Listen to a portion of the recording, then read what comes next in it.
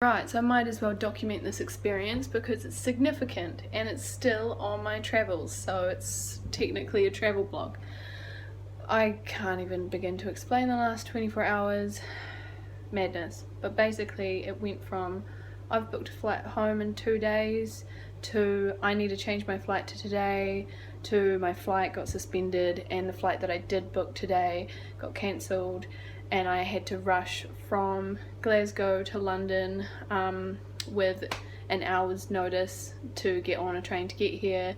And now that I've come here, we're being safe by separating ourselves instead of me going to my cousin's place because my flatmate was feeling a bit sick. He was kind enough to book me an Airbnb, so I'll just show you what I just walked into. First room, this room, little room. I thought this room this door must have a bedroom behind it. Psych, it's a toilet. Hello from quarantine. So I'm glad I have a shower because I was like, how would they even fit a shower in here? But this must house the bed. And this is what they are calling apartments in London. It's fucking ridiculous. Quick retrospective, I understand how my description of the room sounds quite ungrateful. I'm not ungrateful. It's just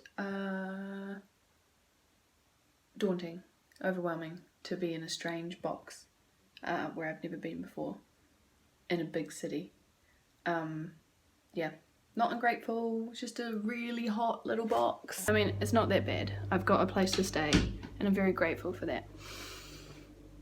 However, it's not been a pleasant journey to get here. I just had an Uber ride. Oh, there I am, look. The secret's behind the camera. This is what it looks like. I had an Uber ride and the guy was very blasé. He was wearing all khaki track pants, khaki sweater, glasses, and I said, cool khaki outfit. I wish I didn't say that. I wish I didn't give him a compliment because he was a dick. Really, he was a dick. I asked him where he's from. He said he's from Romania. Nothing wrong with that, obviously. And then I said, does it make you worry about the virus since you have people in and out of the car? And he said, no, I think it's just a media thing. And it's not a big deal. And I said, well, it is a big deal when you're not able to get back to your home country because the borders are closed because they're trying to protect people and stop people from dying unnecessarily. So it kind of is a real thing in real life. And he just went about it. And then I asked him if he cleans his car at all because he has people coming in and out of his car. He said, no, to me it's not that important. And it was unbelievable. It was just unbelievable. And I just stopped talking to him. And he tried to complain to me about more stuff and I just didn't fucking listen. And then when I hopped out of the car, I picked up my shit and I said, thank you, wash your hands, motherfucker. Unfortunately, I didn't really say that loud enough and strong enough, but I wish I yelled it in the street. But anyway, so now I'm here. I'm in this little box. I'm not going to be able to, ooh, that's a light switch. I'm not going to be able to get home before the borders close. And this is where we're at. Very, very warm. That's why I'm all red. Because this fucking apartment is a hot box. I'm gonna have to go and stand outside for a while. I don't know what's gonna happen next. It's okay. The train was pretty much empty. Should have got some footage on the train. I just lay down on all the streets. It's so weird if I just do a vlog with a mask on because you can't even see my mouth. Anyway, I'm just rambling now. That's what's up. Maybe I'll make a quarantine vlog. Who knows? Maybe I'll make a Tony tries to go back to New Zealand vlog. We'll see. Until the next installment, wash your hands. Here are so harsh and they don't have a lamp anywhere. Professional. It's so hot in here. Like I can't emphasize that enough. And some may say, Tony, maybe you're sick, maybe you've got a fever. I know I'm not because my chocolate is soft and melting.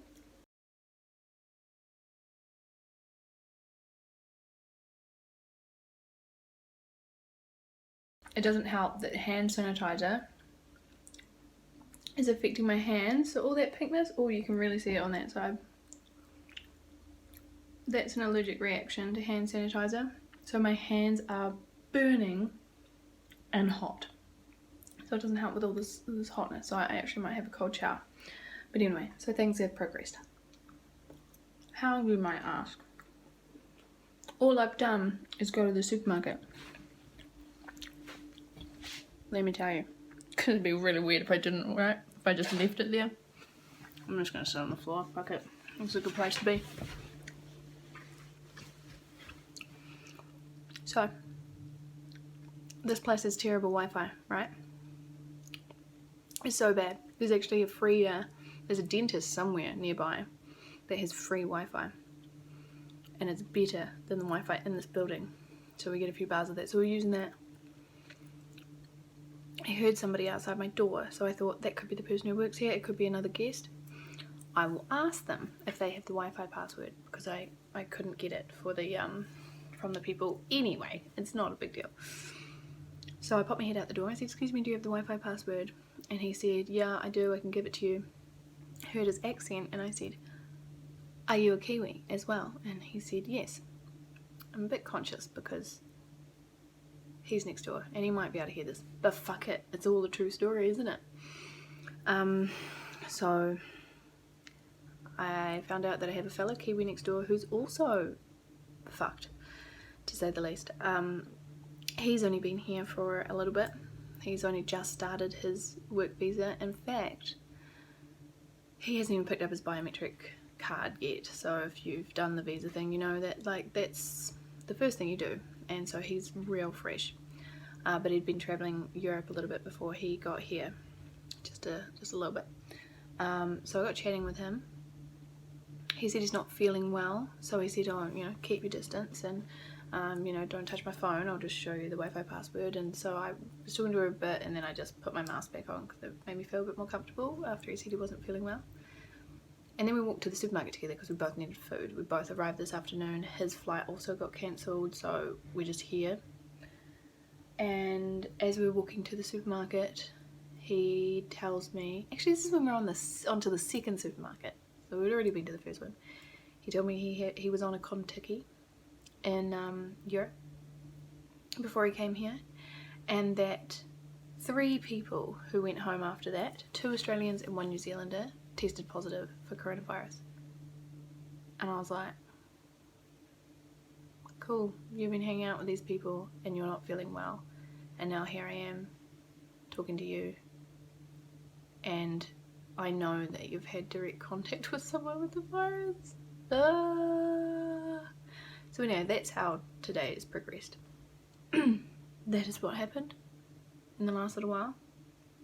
That, and I ate a good salad made out of some random co-op ingredients, and I created some mood lighting in this little place, and I put coconut oil on my hands in the hopes that they will get better, but they're just more hot and seem to be conducting the heat of the room more so onto my hands. So it's really quite painful. Like, pretty much all the whole situation. Everything's painful. I just really want to be home with my family, but I don't know what's going to happen. So the next couple of days, I suppose, will be revealing as far as whether or not the government has a plan, how things are going to go here in London. Just gonna call it and say I think things are going to get worse. I think there might be more of a shutdown, and I'm concerned what that means for the likes of myself and Colin, the Kiwi next door. I don't know what else to say.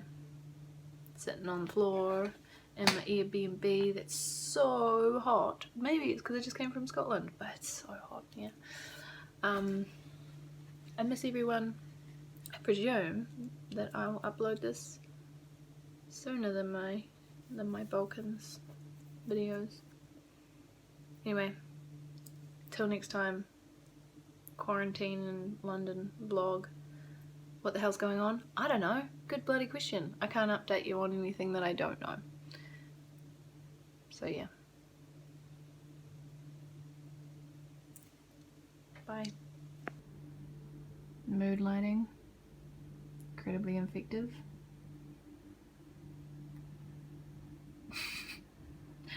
Lucky I wasn't planning on making a roast while lounging in bed. Oh, goody. I moved the TV. It now lives down here. Got a bit of ventilation. I hear coughing next door. I am concerned.